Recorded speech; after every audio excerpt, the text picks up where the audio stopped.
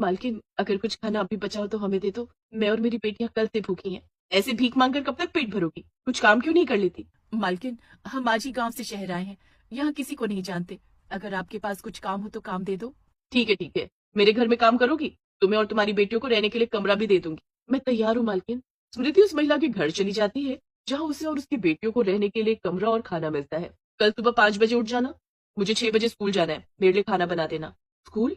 हाँ, मैं एक स्कूल में टीचर हूँ। मेरा नाम कियारा है, यहाँ अकेली रहती हूँ। मालकिन, आप बुरा ना मानो तो एक बात कहूँ? हाँ, बोलो।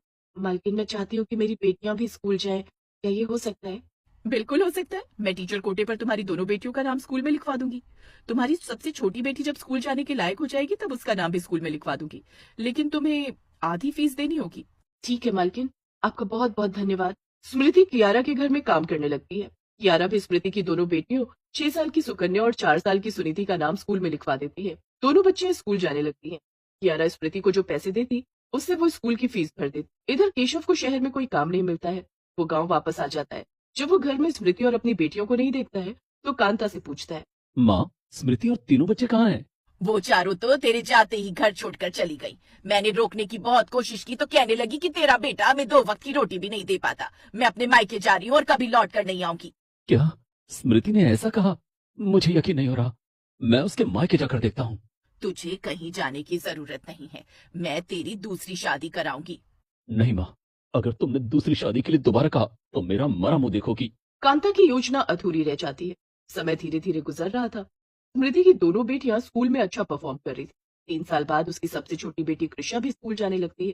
तीनों बेटियां स्कूल में अपनी पढ़ाई से सबका दिल जीत रही थी। वाह स्मृति, तुम्हारी तीनों बेटियां पढ़ने में बहुत तेज हैं। ये देखकर स्कूल प्रबंधन ने इनकी फीस माफ कर दी है। अब तुम्हें फीस भरने की जरूरत नहीं होगी। बहुत बहुत मेहरबानी मालकिन। ये मेरी मेहरबानी से नहीं, तुम्हारी तीनों बेटियों की मेहनत से हुआ है। ये तीनों पढ़ लिख कर तुम्हारा नाम रोशन करेंगी। स्मृति की तीनों बेटियां दिन रात मेहनत करती और खूब मन लगाकर पढ़ती। सुनीति, तू सिर्फ पढ़ाई ही करती रहेगी या अपने खाने पीने का ध्यान भी रखेगी? चल दूध पी ले। माँ, जब तुम हो तो हमें किसी बात की चिंता करने की क्या जरूरत? तीनों बेटियों की स्कूल की फीस माफ हो जाने के कारण जो पैसे बचते थे, उससे स्मृति तीनों को पौष्टिक आहार देती। समय के साथ स्मृति की तीनों बेटियों की स्कूल की पढ़ाई पूरी हो गई। अब स्मृति और कियारा दोनों बूढ़ी हो चुकी थी। माँ, तुम अब काम नहीं करोगी। हम तीनों बहनें घर का काम करेंगी। हाँ माँ, हम तीनों काम करेंगी। तुम्हारा और मालकिन का ख्याल रखेंगी। लेकिन इससे तुम तीनों की पढ़ाई पर बुरा असर पड़ेगा। ऐसा कुछ नहीं होगा माँ। हम तीनों घर के काम के साथ साथ पढ़ाई भी कर लेंगे। ठीक है मेरी बेटियों। सुकन्या, सुनीति और कृषा तीनों घर का काम करती और अपनी पढ़ाई भी करती। तीनों कॉलेज की पढ़ाई के लिए एजुकेशन लोन ले लेती हैं।